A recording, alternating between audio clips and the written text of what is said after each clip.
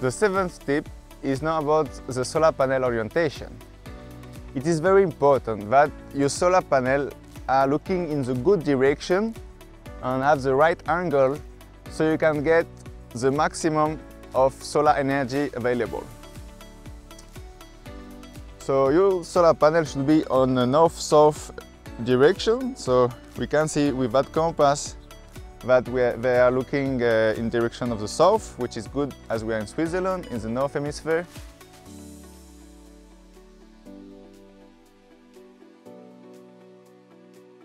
And we have around 30 degrees angle. Closer to the equator, you may have less angles, and for example in Central America, the perfect angle is around 15 degrees.